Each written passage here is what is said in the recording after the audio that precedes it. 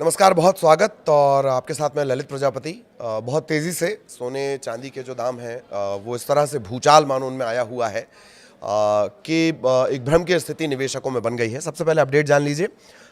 2 दिन की बात कर ली जाए तो चांदी में 14,000 करीब करीब का इजाफा हुआ है, बढ़ोतरी हुई है। और सोना 1,58,000 के पार पहुंच गया है। 2 दिन में अगर इसका प्राइस देखा जाए तो ये 9,400 के आसपास बढ़ चुका है। सोने चांदी के दाम में 4 फरवरी को भी बढ़त है। Indian Boolean and jewellers association, कल मैंने आपको बताया था एमसीएक्स अलग है और सराफा एसोसिएशन के रेट अलग होते हैं। क्यों अलग होते हैं? एमसीएक्स में सेकंड जैसे शेयर बाजार में सेकंड में उतार चढ़ाव आता है वो, और जो सराफा एसोसिएशन है वो वाला प्राइस बताती है जिसमें जाकर आप जाते हैं और कहते हैं भैया सोने की सिल्ली दे दो, और वो आपको सिल्ली दे देता, मतलब फिजिकल गोल्ड। ठीक है, तो आज की अगर बात कर ली जाए, सराफा बाजार में 10 ग्राम 24 कैरेट सोने का भाव है 6,629 रुपये, बढ़ने के बाद 1,58,158 रुपये। इससे पहले कितना था? 1,51,529 पर था। 2 दिन में 9,400 रुपये से ज़्यादा का इसमें इजाफा। चांदी की कीमत जान लीजिए, ये हम अपडेट आपको बता रहे हैं, और अपडेट के बाद सोने चांदी के पीछे किस्सा कहानी क्या चल रही है उस पर भी बात करेंगे। चांदी की कीमत आज 9,573 रुपये बढ़ी है और अब ये रेट पहुंच गया 2,73,538 रुपये प्रति किलो। इससे पहले 2,63,965 रुपये थी। 2 दिन में इसकी कीमत में 14,000 से थोड़ा ज़्यादा, 14,000 के आसपास का इजाफा हुआ है। सराफा बाजार में सोने ने 29 जनवरी को 1,76,000 और चांदी ने 3,85,000 रुपये का एक हाई बनाया था 29 जनवरी को। और उसके बाद से तो क्या स्थितियां रही वो आपने देखा ही है, एकदम धड़ाम। 3 दिन दाम बढ़ने के बाद लगातार जो सोने चांदी के दाम है, मतलब 3 दिन से बढ़ रहे हैं धीरे धीरे। पहले थोड़े से बढ़े, फिर थोड़े और बढ़े, अब थोड़ी रफ्तार ये फिर से पकड़ रहे हैं। सोने चांदी के दाम में लगातार 2 दिन से बढ़त है। 30 जनवरी 1 और 2 फरवरी को घनघोर गिरावट हुई थी, मुनाफा वसूली के कारण आई थी। कुछ उसके टैरिफ के रीज़न होते हैं, इंटरनेशनल रीजन्स होते हैं। सस्ते दामों पर ख़रीदारी भी फिर शुरू हो गई। कौन सी? फिजिकल गोल्ड की ख़रीदारी शुरू हो गई। तो ये तो स्थितियां हो गई कि क्या सोने चांदी के दाम फिलहाल क्या हैं, इसका अपडेट क्या है। अब आपको बता दें कि भूचाल की स्थिति क्यों बन रही है।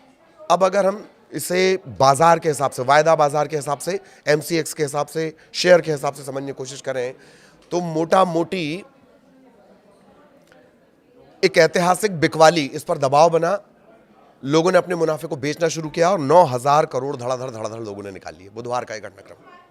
ठीक, सोने चांदी के दाम में जो सराफा एसोसिएशन वो रेट्स हमने आपको बता दिए, उसमें तेजी है। थोड़ी सी तेजी आने के बाद बिकवाली का दबाव भी है। लोग तेजी से जो अपने पास रखा हुआ था शेयर बाजार के हिसाब से उसे बेच भी रहे हैं। एक और बड़ी खबर आई है जो दाम को ऐसे कर रही है, फ्लक्चुएट कर रही है। फ्लक्चुएशन आप समझ रहे हैं, पल में शोला पल में माशा वाली बात आप समझते हैं। कभी अचानक से दाम गिर जा रहे हैं, कभी अचानक से उठ जा रहे हैं। उसकी वजह क्या है? उसकी अलग अलग मार्केट के हिसाब से अलग अलग वजह है। अब पहले ये समझिए, चीन से एक बड़ी खबर आई है और चीन में सोने में निवेश करने वालों को बड़ा झटका। रिकॉर्ड ऊंचाई से अचानक फिसलते सोने ने निवेशकों का भरोसा डगमगा दिया और नतीजा ये हुआ कि चीन के जो बड़े गोल्ड ETF हैं, ये जब आप शेयर मार्केट के थ्रू निवेश करते हैं सोने में या चांदी में, तो वो ETF के जरिए होता है। तो एक ही दिन में सबसे बड़ी निकासी दर्ज हुई है। वहां पर गोल्ड को लेकर जबरदस्त उत्साह बना हुआ था, निवेशक इसमें पैसा डाल रहे थे। मंगलवार को ऐसा घटनाक्रम हुआ, ग्लोबल बुलियन मार्केट में हलचल बढ़ गई और चीन के 4 बड़े सोना आधारित जो एक्सचेंज ट्रेडेड फंड है, ETF, एक्सचेंज ट्रेडेड फंड, जब आप सोना शेयर मार्केट से खरीदते हैं यानी वर्चुअल सोना आप खरीदते हैं, ठीक, तब 6.8 अरब युआन की निकासी की गई है और यह होता है करीब करीब 98 करोड़ डॉलर। चीन सबसे बड़ा खरीदार है चांदी का, दुनिया का सबसे बड़ा खरीदार। सोने में बम्पर निवेश हो रहा था और अचानक से मामला डगमगाया। जिस तरीके के हालात अभी सोने चांदी को लेकर बने हुए हैं, और 98 करोड़ डॉलर के बराबर की निकासी इसमें दर्ज की गई है। अब ब्लूमबर्ग की एक रिपोर्ट है कि चीन के जो बड़े गोल्ड ETF हैं उससे अभी भी पैसा निकलना जारी है। यानी तेज़ी से लोग गोल्ड में पैसा डाल रहे थे, निवेश कर रहे थे गोल्ड में मार्केट के थ्रू, वायदा बाजार के थ्रू। वो लोगों ने अब निकालना शुरू कर दिया। 4 जो प्रमुख वहाँ के फंड्स हैं, ETF फंड्स हैं जो सोने की खरीद बिक्री करते हैं, उसमें भक्कम निकासी हो रही है। ये हो क्यों गया? चाइना में ऐसा हुआ क्यों होगा? चाइना का असर यहाँ पे भी पड़ेगा। चाइना में ऐसा हुआ क्यों होगा? सोने की कीमतों में आई तेज और अप्रत्याशित गिरावट। बहुत तेजी से सोना आगे बढ़ा और फिर गिरावट। हमने आपको पहले भी बताया है कि बाजार का एक उसूल है कि जो इस रफ्तार से बढ़ेगा वो उसी रफ्तार से डाउन भी होगा। ठीक है, सोने चांदी के साथ ये दिक्कत हो रही। मार्केट एक्सपर्ट्स का ये पहले से ही वो चेतावनी दे रहे थे कि जो बहुत ज़्यादा तेज़ी है ये बहुत ज़्यादा डाउनफॉल की तरफ लेके जाएगी, नुकसान की तरफ लेके जाएगी। और एशियाई बाज़ार में तेज़ गिरावट आई थी। जो शुक्रवार मैंने आपको बताया 30-1-2 तारीख को बड़ी गिरावट आई थी। 2013 में भी ऐसी एक बड़ी गिरावट आई थी। और अब जो आंकड़े आ रहे हैं, ये जो बिकवाली के आ रहे हैं, जो चीन से आ रहे हैं, 9,000 करोड़ रुपए जो निकाल लिए गए वहाँ के ETF से, तो क्या ये चीन तक सीमित रहेगा? घबराहट चीन में सबसे ज़्यादा दिखी है, लेकिन इसका असल असर जो पड़ेगा वो पूरे ग्लोबल सेंटिमेंट्स पर पड़ेगा। चीन के रिटेल निवेशक हाल ही में गोल्ड रैली में बहुत बड़े खरीदार बन चुके हैं। चांदी का तो उनका जो है वो सबसे बड़े खरीदार हैं ही हैं, सोने के भी हैं, तो उसका असर कहीं ना कहीं आएगा। अब सवाल ये है कि चाइना के घटनाक्रम से अपने को क्या, भारत के निवेशकों को क्या सीख लेनी चाहिए कि सोना, सबसे बड़ी सीख है कि सोना भी पूरी तरह बिना जोखिम वाला निवेश नहीं है। अब अक्सर कहा जाता है ना कि गोल्ड सबसे सेफ हेवन इन्हें बोला जाता है, लेकिन सोना भी नहीं है। ये एक्सपर्ट्स का कहना है कि इस घटना के बाद आपको ये ध्यान रखना चाहिए। और निवेशक करें क्या? निवेशक ये करें कि गोल्ड लंबी अवधि के लिए लें, छोटे छोटे उतार चढ़ाव डिसाइड करें, लंबी अवधि के लिए लें, और छोटे छोटे जो उतार चढ़ाव हैं उनसे विचलित ना हो, घबराएं ना। एक बात। दूसरी बात कि अगर शॉर्ट टर्म में आप प्रॉफिट करना चाह रहे हैं, उसके लिए फिर आपको बहुत ज़्यादा मार्केट पर नज़र रखनी पड़ेगी और बहुत अध्ययन के बाद ही ये करना होगा। एक्सपर्ट से राय लेनी होगी और उसके बाद ही आप ये करें, निवेशकों के लिए कहा जा रहा है। ठीक, तो बड़ा अपडेट ये है कि सोने चांदी के दाम में सोना जो है वो 1.5 लाख के पार पहुंच गया, 1,58,000। 2 दिन में ये 9,000 से ज़्यादा की बढ़त है।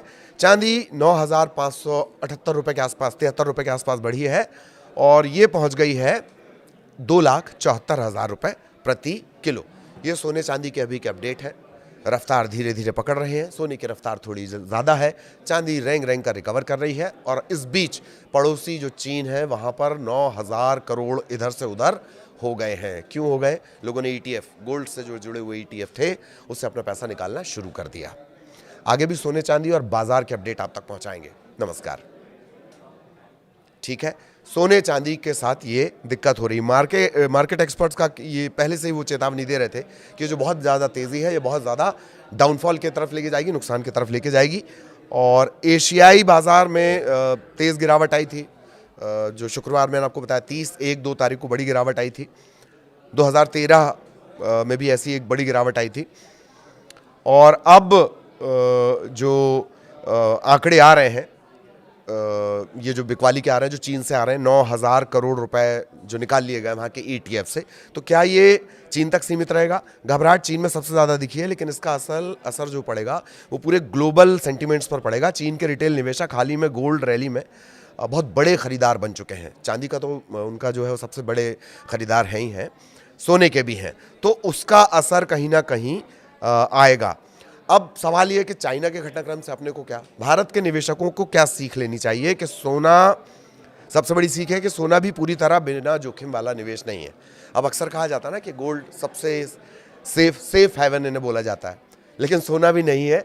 ये एक्सपर्ट्स का कहना है कि इस घटना के बाद आपको ये ध्यान रखना चाहिए। और निवेशक करें क्या? निवेशक ये करें कि गोल्ड लंबी अवधि के लिए लें, छोटे छोटे उतार चढ़ाव डिसाइड करें, लंबी अवधि के लिए लें, और छोटे छोटे जो उतार चढ़ाव हैं